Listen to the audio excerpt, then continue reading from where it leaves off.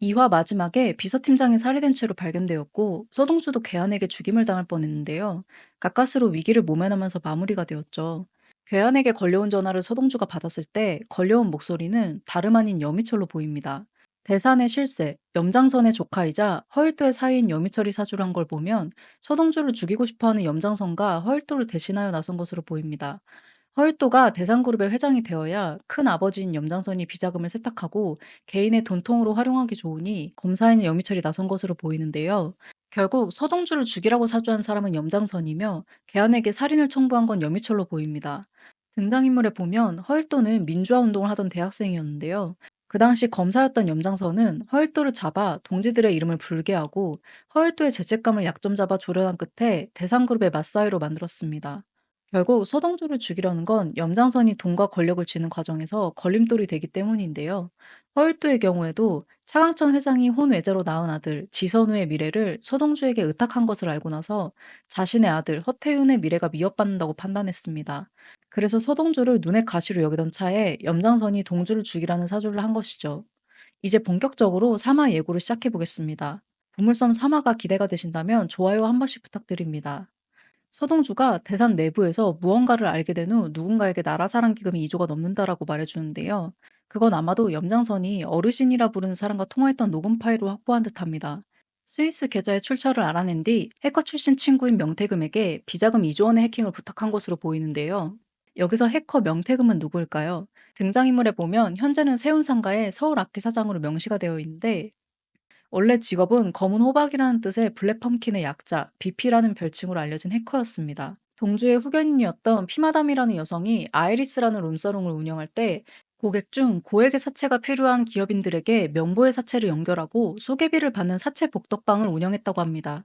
그때 아이리스 웨이터로 일했던 동주와 사채를 나르는 명태금이 자주 마주치며 친하게 지냈었는데요.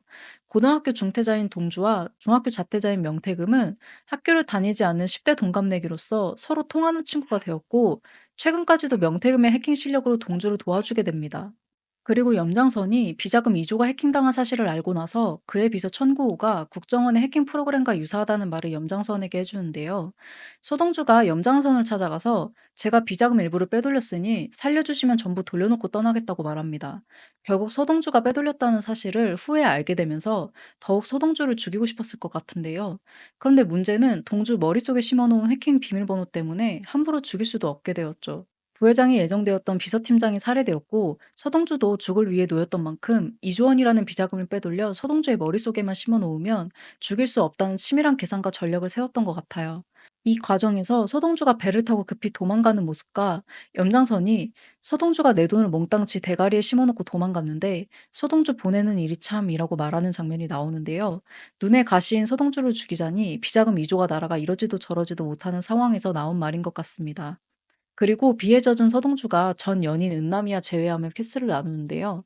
염장선에게 비자금 2조를 돌려놓을 테니 죽이지 않겠다고 약속해주고 은남이를 본인이 데려가겠다고 제안했을 것으로 보입니다. 아마도 비자금을 돌려주는 척하면서 돌려주지 않고 은남이를 데리고 어디론가 떠나려는 듯 보입니다. 동주가 원하는 건 돈과 은남이 두 가지라고 했기 때문에 이런 추측을 한 건데요. 그런데 예상치 못했던 일이 벌어졌습니다. 동주가 도주할 것을 눈치챈 염장선이 동주의 차에 위치 추적 장치를 달아놨고 그것을 뒤늦게 발견한 서동주는 위치가 잡히지 않게 바닷속으로 뛰어듭니다. 그러다 죽어가는 동주를 살린 사람은 다름 아닌 항구수산물 하역장에서 일하던 잡부 배원배였습니다. 지방종합병원에서 간호사로 일했던 원배가 동주를 발견한 뒤 인공호흡과 심폐소생술을 통해 가까스로 살려내고 대산병원에 입원하게 될 것 같은데요. 문제는 동주가 이 일을 계기로 기억상실증에 걸리게 됩니다. 대산병원 신경과 전문의 강이현은 최면 치료를 배운 적이 있었는데요. 허일도가 동주의 기억 회복 치료에 최면을 사용해달라고 강희연에게 부탁해서 동주를 최면 치료하게 됩니다. 동주가 지워버렸던 심연 속의 과거를 끄집어내게 되는데 여기서 동주의 출생의 비밀이 밝혀질 듯합니다. 3화에서는 단순한 복수가 아니라 치밀한 계산과 숨겨진 비밀들이 한데 어우러지는 전환점임을 예고하고 있습니다. 오늘 예고편 분석이 여러분께 흥미로운 인사이트가 됐길 바라며 다음 회차에서 펼쳐질 서동주와 염장선의 치열한 대결, 그리고 그가 감추고 있는 숨겨진 과거의 이야기에 계속 주목해주세요. 저는 동주의 출생의 비밀과 4화 예고편을 준비해 올게요. 구독과 알림 설정으로 놓치지 말고 같이 예상해보는 시간 가져봐요.